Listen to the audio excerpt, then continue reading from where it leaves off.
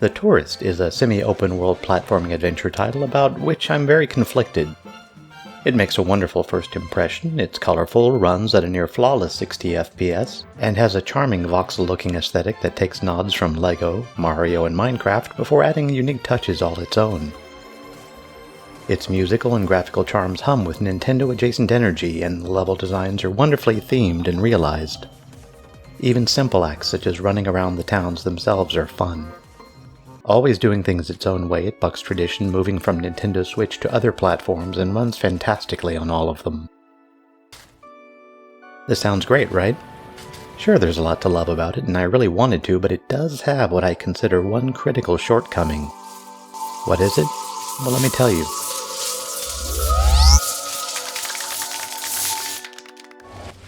You see, this review was difficult to write for two reasons. One, because with place names like Touryst Island, Hawaii, and Fiji spelled as shown, the Tourist has caused a nightmarish struggle for gained ground against my editor's autocorrect. And two, the game has so much going for it, and was seemingly designed and created so earnestly that it's painful to point out its one overriding flaw. But let's focus on the positives first, and there are plenty to be found.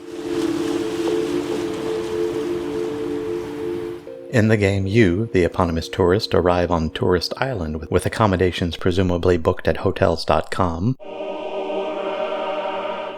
on a boat which serves as your fast travel mechanism over the course of the game.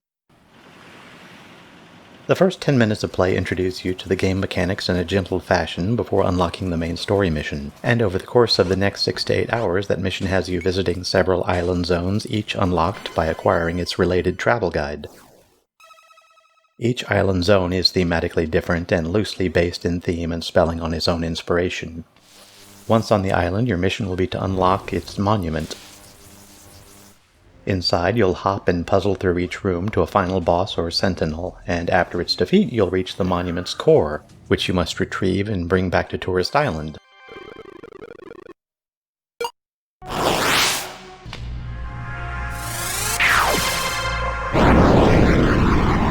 Rinse and repeat. And when you tire of hunting monument cores, spend some time meeting the charming locals and help them out with their tasks.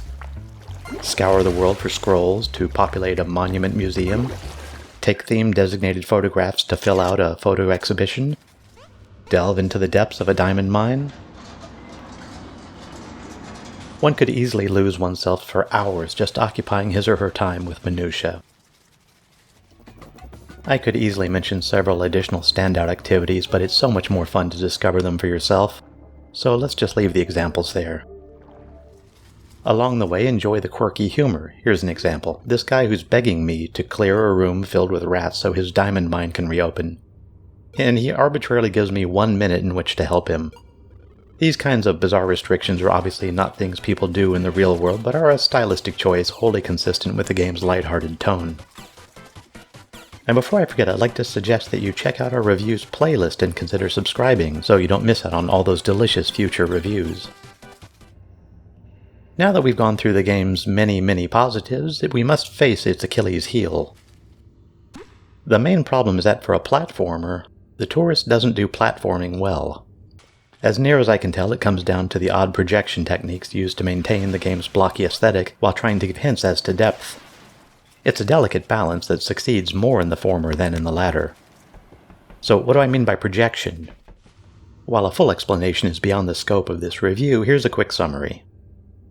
In games that use a 3D environment, the developer must find a way to transform or project that 3D environment onto a 2D surface like your monitor or TV.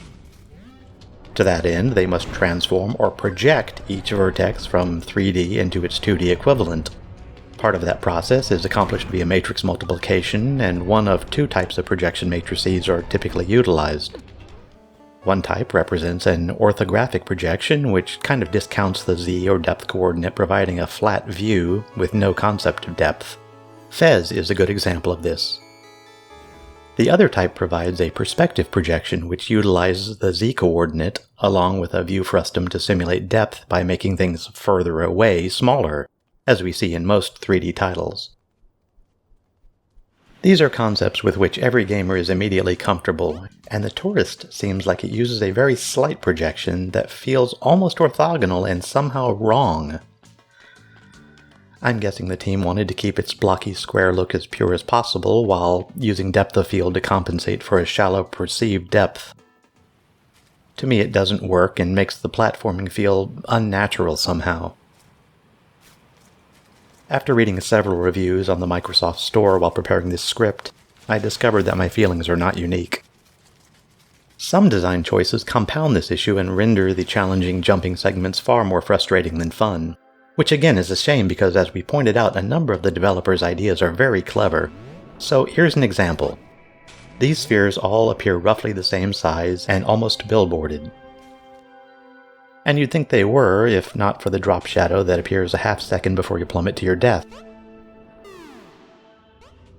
Here's another example how a lack of depth queuing and a camera constrained to show only the least useful angles makes the dungeon far more frustrating than fun. Add to that a crash in the dungeon's treasure room, causing the entire monument's progress to be completely reset, and it becomes controller-throwingly aggravating. To be satisfying, a player should challenge a game's design, not its implementation. A play mechanic itself shouldn't be something that must be overcome, especially not one as inherently important to a platformer as platforming. At its heart, The Touryst is a platforming game with a Lego Mario feel, and I mean that as a high compliment. There are coins to pick up around lovingly crafted levels, there are new puzzles and levels hidden behind tiers of skills and collectibles. There are 2 museums to stock with artifacts and pictures a la Animal Crossing, drumming minigames in which to partake, and much, much more. The game gives you so many fun things to do that it's simply difficult to dislike. For a game so overflowing with clever and charming ideas, it's a shame that its primary play mechanic, platforming, feels broken. With further refinement, this game could have been so much more, and maybe that's the most frustrating aspect. The Touryst was developed and published by Munich-based Schienen Multimedia. It's available anywhere fine games are sold for PC and most consoles. Also, if you have Game Pass Ultimate, you can play it today for free on both PC and Xbox, and at that price there's really no reason not to play it, if only to enjoy the atmosphere. So that's our review of The Touryst. If you've played it, what was your experience? Please leave a comment below and let us know. Also, feel free to add any questions or suggestions. And if you enjoyed the video, please consider liking it and subscribing. It would be greatly appreciated and really helps a lot. Thanks for watching.